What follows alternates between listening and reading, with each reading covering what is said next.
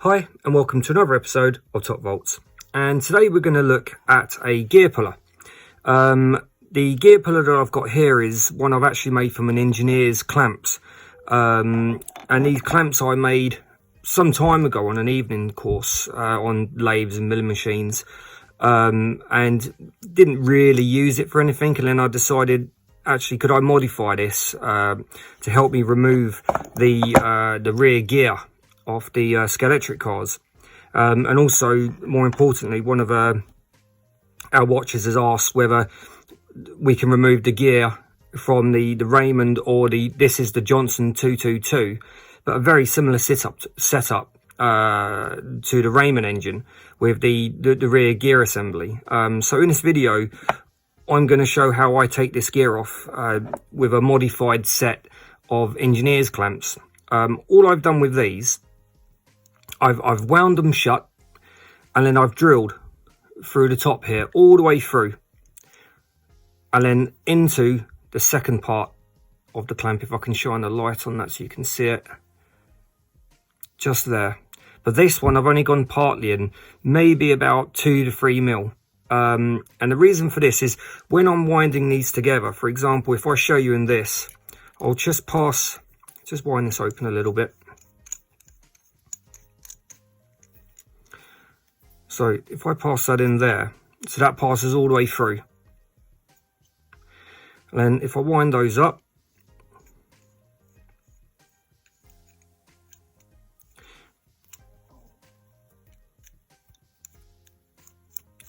and the reason I'm using engineering clamps, for one, is what I had in the garage.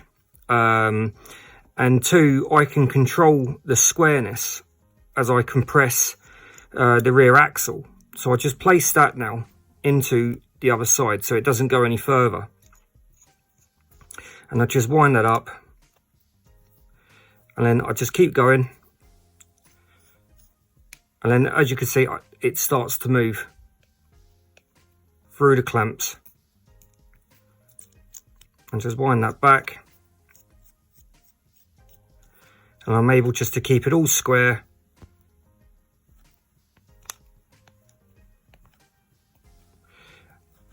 And I've decided to use this one because the axle's quite rusty, just to demonstrate that even with a rusty axle, you can still pull these through. So this one will be more stiff, I would say, if you had an axle which was in, pristine condition.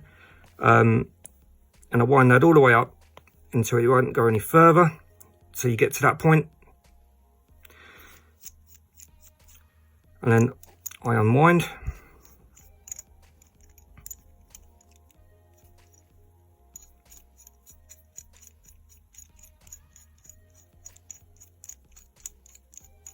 I take that all the way out. And then once we get to that stage, I took an old axle and I machined the end down. I've got a little lathe in the garage. So I just machined the end down to make sure it passes through a rear cog, but doesn't connect, but can press all the way through. So then I'll take that and I'll place that in the end that I've counter drilled. So I end up with this situation. I mean, there is multiple ways I've been able to remove the rear gears, from getting a pair of pliers and simply just pressing down on the gear itself, and you can push it all the way through. But if you're worried about bending the axle, like I am, when you think, well, I haven't got the money to just replace an axle if I bend it, so I came up with this tool. So I just line that up and then I just wind it through. As you can see, it just presses that in.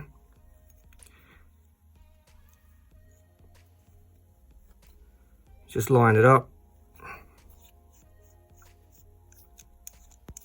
And that will just press it clear until you can just pull the axle off the other side. So we put that to one side. Wind this back open. As you can see, that just simply pulls out. and there you've got your gear. And also this will help if the gear is in good condition and could be reused. Like this one, the teeth are all there. Okay, it may look a bit worn, but this has probably been sitting in somebody's drawer for a very long time.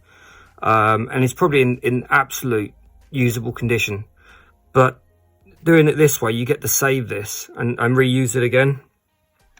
But if I just demonstrate just with the gearbox here, so I'll just set this up and then we'll have a little look at removing the gear from this Johnson 222 and rear gearbox assembly.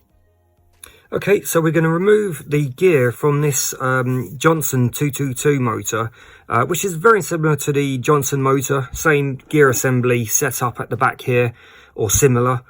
So we will remove the wheels to begin with. So we'll just take those away and put those to one side. We then want to remove the motor. The motor is held in by these two screws, which once again on the Johnson motor is very, very similar. Sometimes they're like a slotted screw rather than a Phillips like this one. So we just take those away.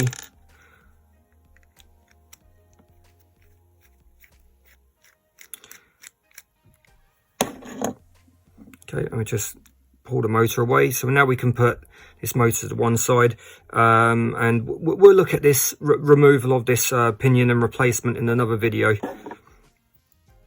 So now that leaves us, and let's lose that screw. Let's just pop that out of there.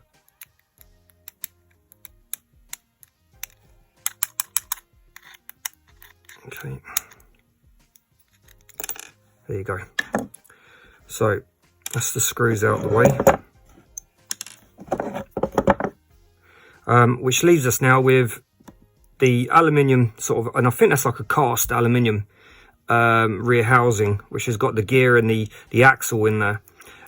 So we'll place this into this scratch built gear puller, you could call it, and I'll just wind this in. Just place that back into there.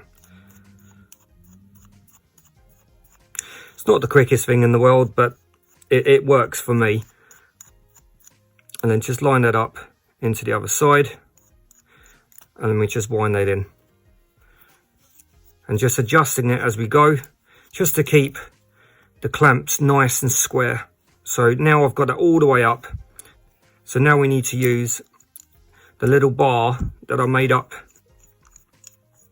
to enable us to push the gear all the way through.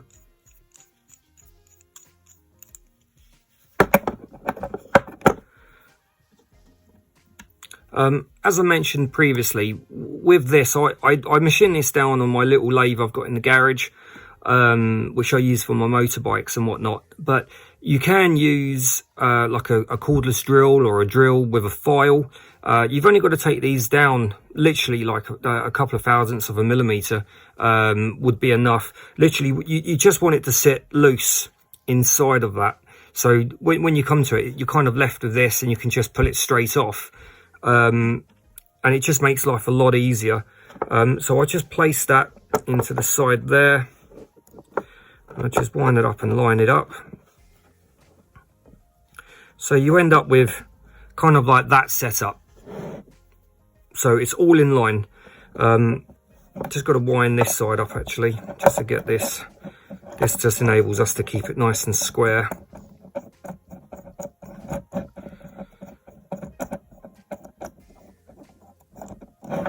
Okay, so I'm just going to wind that back in again.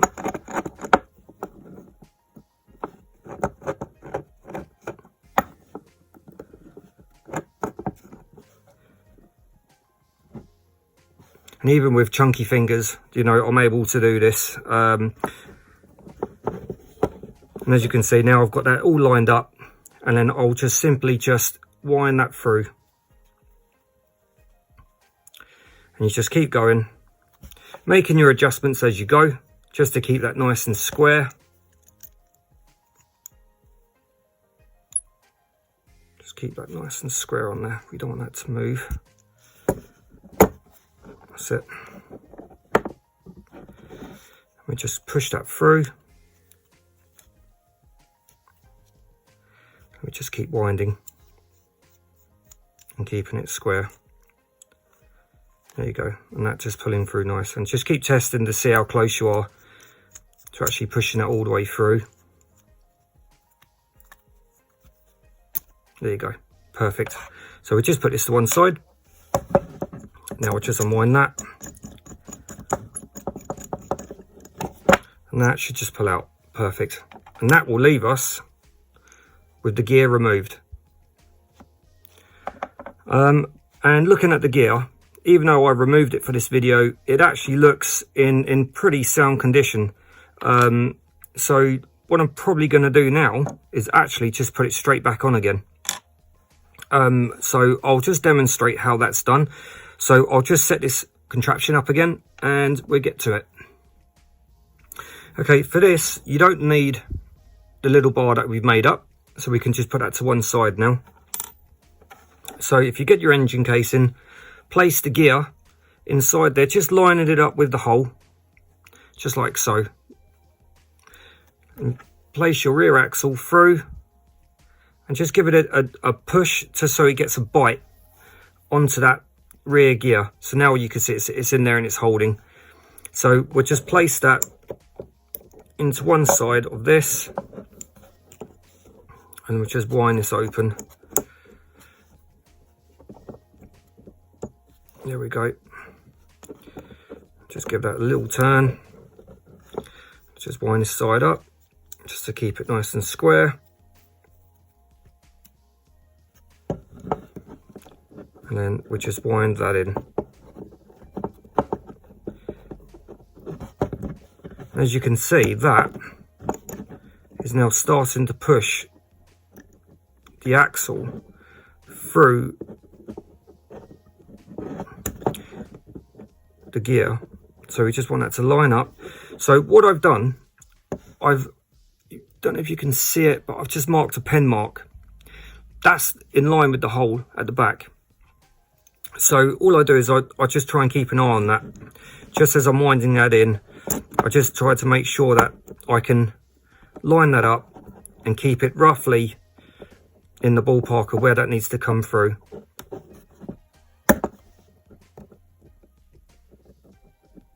There you go.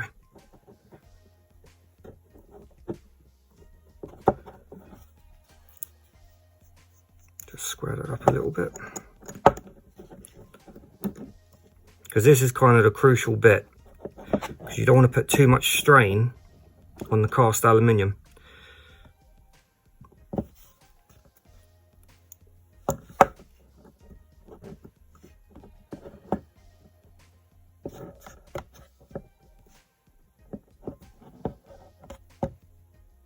Just make sure it's lining up actually.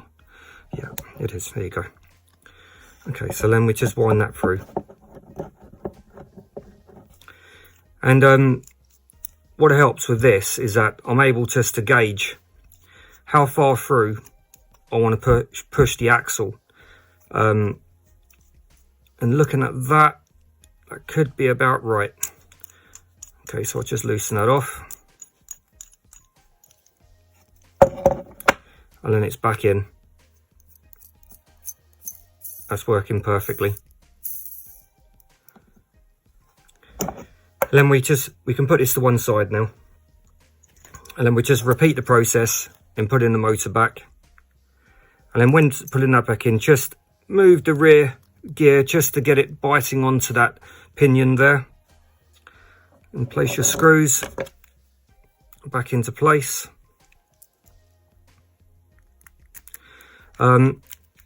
Once again, with the screws, you're going into a plastic thread.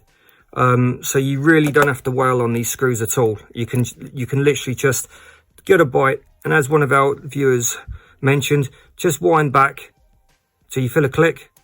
That's it, and then straight back in again. And then you just follow the same thread that's there instead of cutting a new one, which was very good advice. And it's the same that side. Perfect.